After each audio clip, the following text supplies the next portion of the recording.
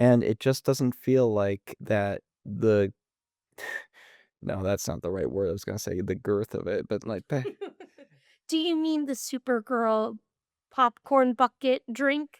oh my, that's girthy within itself. That's girthy with it. Hello and welcome to Cassette Take, where you can eject wherever you want, but please don't forget to rewind. I'm Ethan. I'm Annmarie. And Annmarie, what did we just get out of seeing? We just saw Supergirl. Yes, Supergirl. And just just a little preamble leading up to this whole thing. We live in the Chicagoland area. You guys know that. And we get some fun little storms up here every now and then. Like tornadoes. Yeah, we got some fun little tornadoes, thunder, lightning storms, and all that jazz. And we felt we were just coming from a screening of The Odyssey, basically. A 4DX screening of The Odyssey. Yeah, it was a trek to say the least, but we did it. We made it because we love cinema and we love you guys. So, without further ado, Amory, Supergirl. Yeah, you know what? I think we were both super excited, pun intended, for this movie just because after the Superman movie, both of us have seen it multiple times. It was your favorite movie of last year. So we had really, really high hopes for Supergirl. I've read Woman of Tomorrow. I was so pumped for it. And I think this is just okay. Yeah, I'm a little right there with you. You know, and like you said, high expectations after Superman, what a surprise that was to the point where, it like you said, my favorite movie of the year. That is a tough ask. Didn't you see it 9 times? Just about. I think maybe 10. It's hard. It's all blending together now into one excellent viewing I was experience. recently watching it on HBO Max too. Like, I really enjoyed this movie. Yeah, you know what? Now I'm just gonna go rewatch it. Forget the review. I don't love you guys anymore. No. But yeah, no, it just we were excited for it to say the least. And yeah, I gotta agree with you, Emery. I was very just whelmed by this movie. Yeah, it's disappointing because there is so much going for it. Milly Alcock is absolutely Supergirl. I'm so glad she got casted. I think she is one of the most wonderful parts of this movie. Jason Momoa, he's born to play Lobo. I think that's absolutely incredible. He's not in it a ton, but I still enjoyed his presence in the movie. Woman of Tomorrow is one of my favorite Supergirl comic books.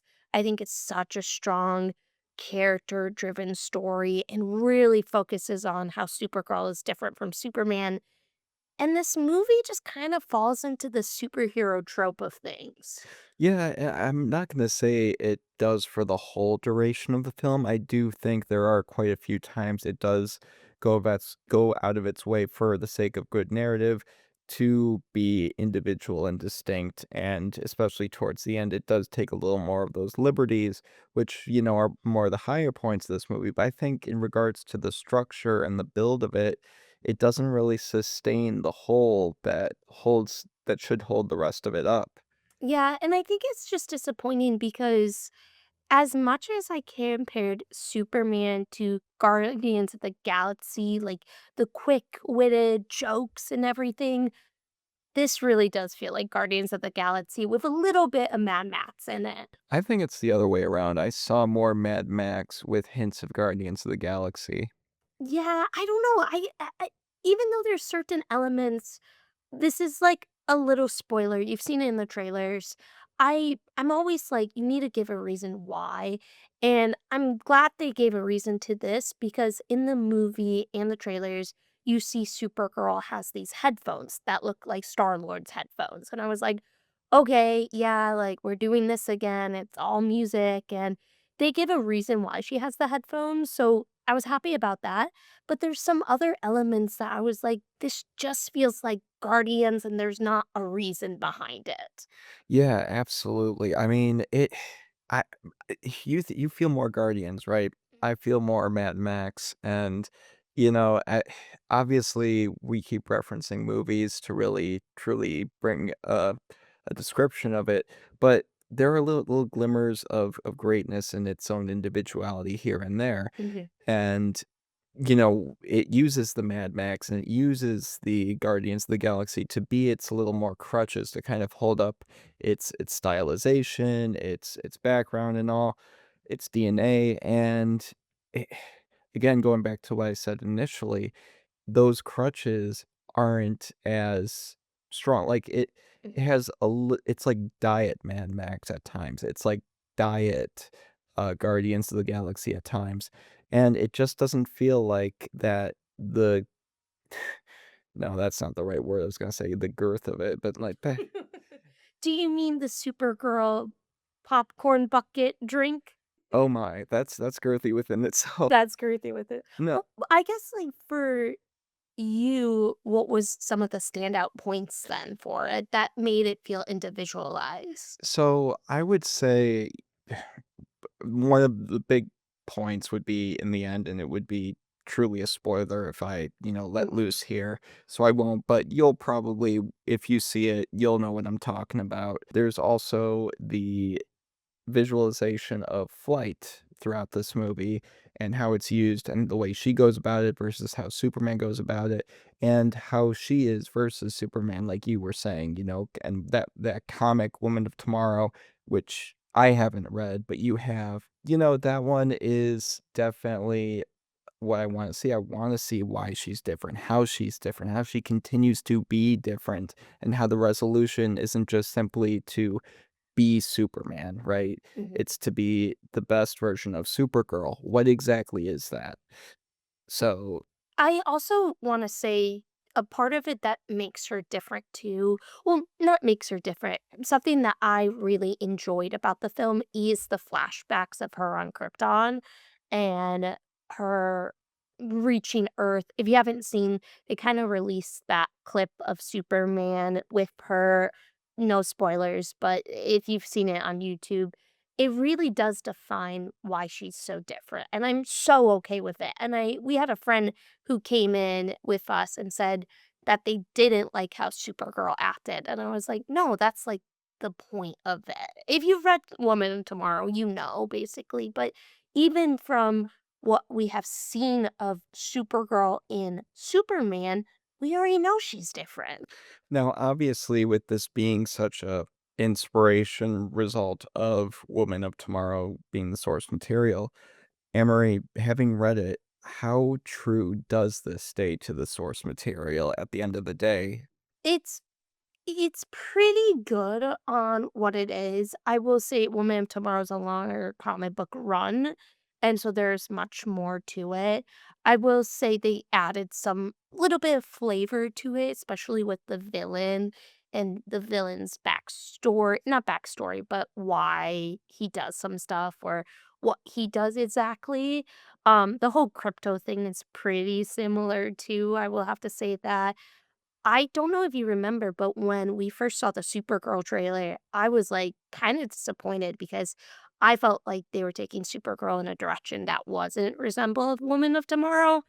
I completely disagree now with my previous statement. This is definitely Supergirl from Woman of Tomorrow, and so it's a great comic book line. Basically, read it. That's what I'm trying to tell you. Okay. Yeah, no, and at the end of the day, I wouldn't say that this movie is, whether it's good because one of the things that you were talking about, when we came out of the theater is like, yes, this is true to the comic, but the comic is so much better. You Mhm. should read the comic and all. I didn't read any Superman comics really going into Superman. I loved the hell out of Superman. Mhm. Went into this not really reading any, Supergirl comics. I have my reaction about Supergirl. I feel like I shouldn't have to need to read Woman of Tomorrow to fully appreciate this. Of course, maybe catch some nuances here and there.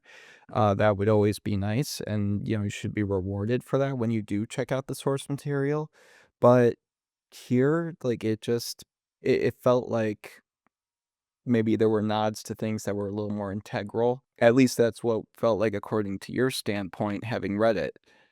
Yeah. Yeah, it's disappointing because something that James Gunn has talked about is with his DC, he wants to make it like the comics. That's something that he has kept bringing up and being like the comics, the TV show, everything's going to be kind of connected. And so it is kind of disappointing, but also this is his story and this is Millie's Supergirl and this is what we get. I just think, you know, the Supergirl that we got at the end of Superman, I just kinda wish we got that more in a way. Well, it's not really James Gunn's story in this case. This is more Craig Gillespie's story. Retake, right? Um, and he, for all you who don't know, he directed the film and he directed Academy Award nominated films like I, Tonya. Oh, we did? Yeah, yeah. And I believe he did Cruella, if I'm not mistaken. Oh. So, we at Cassette Take do like Craig Gillespie's Yeah. previous work, and you can tell like throughout this movie there are moments where it's like, yeah, that's Gillespie's hand, and it works. But like I said, those are glimmers. They're glimmers of moments where it feels truly distinct, truly in tune with its own heart. But then it kind of falls back into I'm not sure what we want this to quite be, and that's where you again retreat back to the Diet Mad Max and the Diet Guardians of the Galaxy. So it's interesting to see, especially considering James Gunn's great pride in saying we aren't going to be moving forward unless we have a really good script. Mhm. If we don't have a really good script, we are not moving forward with the project. So it causes me to wonder if this was something that was more so in post in regards to structure, because my main problem with this movie is its structure. Now, I get the idea, if maybe this was the intent. Supergirl is a messy character, is an inherently messy character, for good or bad, messy. And the structure of this movie, you could argue, is indeed messy. Now, I've seen movies and read stories before where they go that route of like, this character is messy, so we make the structure messy to follow the character and make you feel in their shoes. And I have no problem with that. But at the end of the day, if you're going to do that, you still have to tell a good story. Mhm. And this movie, I think from the get go, from the starting line, it just felt way too jarring with even its intro. You start off with Supergirl and a little bit of a montage kind of showing us where she's at, and then you immediately cut to the other girl, the Ruthie. yeah, like this guy killed my innocent family and all that. And it's like, "O okay."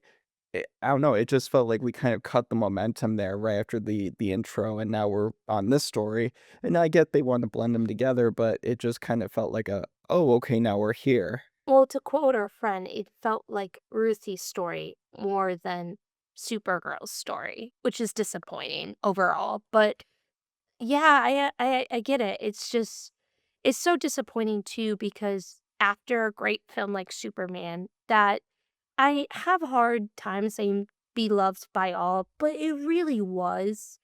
It's so disappointing that this is the direction we took, and yeah, the messiness of it is it's kinda crazy to think about. You would think it would be more structured. Yeah, absolutely, and something that, I really, really find fascinating is the and this harkens back to what I was saying about what happened and what, quote, unquote, maybe went wrong here happened in post, Mhm. because not only did stuff maybe happen there, potentially, I'm not saying that's the case, but we knew that there was some issues going on behind the scenes because they went through 3 different composers. Oh, I There was forgot about that. Yeah, they had Junkie XL who did, Furiosa, so now I kind of understand why they wanted to That bring would've him been on board, dope.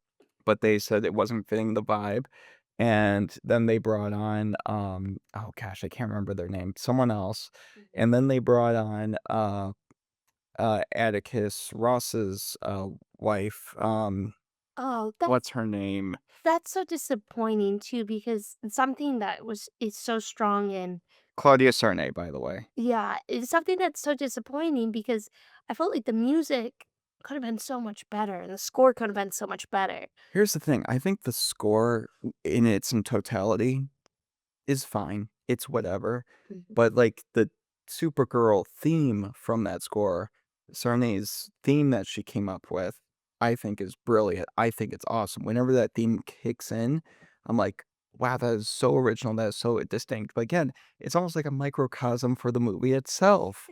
It's like those little glimmers of like, wow, there's a great, you know what kind of reminds me of almost? And this is not a compliment, Oh, no.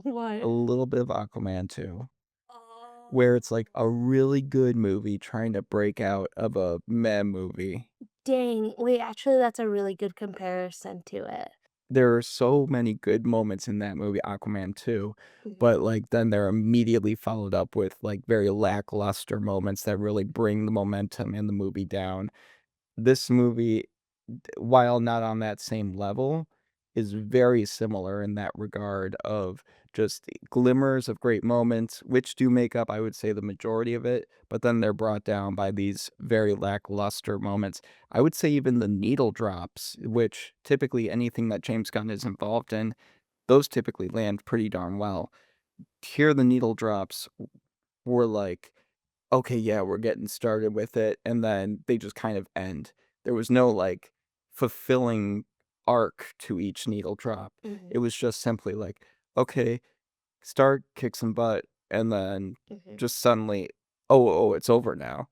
Do you think that this kinda throws a wrench in Gunn's DC universe? Because I believe right now Supergirl's at, like, a 56% on Rotten Tomatoes. Majority people like it, but not by a lot. Does this kinda make Gunn and Peter Safran a little bit scared? I wouldn't say scared. I would say a little concerned, mainly after the box office. Of course, you know, you can say whatever you want about the critics and what they think, but at the end of the day, box office is really going to determine, you know, what's the next move. And Supergirl, I really don't think is gonna be carrying that same word of mouth that Superman had, where it gets people like me who aren't the biggest, you know, Superman fans coming back to the theater again and again and again because they were so impacted by this movie. I don't know, maybe there are gonna be those people that are impacted by it. All film's subjective, I don't know. But I don't think there's gonna be enough to really garner that audience they were hoping for this movie. Well, and thank God they had Superman come first, because if we started the Gun DC with Supergirl, oh man, this would have been rough sledding for them. Yeah. By the way, a quick thing going back to the music of it. The soundtrack, fine selections here and there, maybe a couple questionable ones. There was one thing that really, really bothered me. You rely on the whole marketing and really push, like, Blondie, like, like, Call Me and all that, like, yet there is no, no Blondie song at all. That ending battle could have used it. Yeah, 100%. It was just there was nothing in it. There was no Blondie whatsoever, except she wears a T-shirt that has a Blondie image on it, and that's about it. There's no music usage of it at all that would've definitely fit the vibe of the movie, and it just this I feel like this is a case of this movie just didn't know really what it wanted to be, and that's unfortunate So because disappointing. because that's one of the things I think that really works about Superman, is it knows what it wants to be. It has its heart on its sleeve with what it wants to be. It is so proud, it wears it on its chest, like, it is just, "Hey, I am this, and I'm here to, you know, bring hope to the world," and it knows it. Here, yeah, you can still have that messy situation, but at the end of the day, you know, you can't make it so messy to the point that you have no structure to tell a story. Yeah, it's just disappointing too, because there's something there and there's hope there, and yeah, I don't know. It's gonna be interesting with the next DC project. I believe Lanterns is next, or Clayface. It's one of the 2, and so hopefully those, it doesn't need to be knocked out of the park, right? Like, Superman didn't need to be knocked out of the park. It needed to be good to get people talking about it. I'm worried that this is gonna be a little bumpy for them, and so hopefully Lanterns or Clayface comes out and really rocks people. Yeah, I mean, we'll have to see how it all, unravels from here. I mean, it's definitely a far cry from where Marvel was, when they were throwing out mid after mid after mid, Yeah. to bad project even. And this is just, say one potential miss, right? We haven't even got to like a second one yet. So, I mean, we'll have to see where it goes from there. But I'm always hoping for the best, and like the first movie in this whole DC saga that James Gunn and Peter Safran are starting, you know, hope is what we gotta look towards, so Rome wasn't built in a day, so that's okay. neither was Metropolis. Oh, dang. But it was destroyed. No. Well, we'll have plenty of villains to get on that. Yes. But, alright, guys, so, you know, Supergirl, We gotta rank it? we gotta rate this thing. So, Annmarie, out of 10, what's a good one for this one? Cryptos. No, you could do it for anything. Out of 10 Sony Walkmans, Okay. yeah, out of 10 Sony Walkmans, how many would you give Supergirl out of 10? After thinking about it and breaking it down, my biggest thing that I've been getting into a lot is you need to give me a reason why. You need to give me a reason why certain things are happening. And again, like I said with the headset, they gave me a reason why. But there's other things in this movie where I was like, you could have done this differently. You could have taken this part out. This movie's also super short. It's like an hour 48, which I know it's like short, but It felt longer than that, to be honest. really? Oh, I think they could have added like 15 more minutes easily to this. But again, it doesn't hit me as hard as Superman does. And I've gone back and watched Superman multiple times, and I love it so much. I regret my original 9 out of 10. This, I don't know if I'm gonna go back to as much, and it's disappointing because there is good. Jason Momoa is great. Milly Alcock is great. I hope she comes back. I know she'll come back. So I'm gonna give it a 7.5. It may eventually move up to a 8 for me if I ever do get back around to seeing it, but unfortunately, it doesn't have a structure, and like you said, it's messy. Yeah, and again, nothing inherently wrong with being a messy film if you can handle it and really make something out of it. And here they just weren't able to.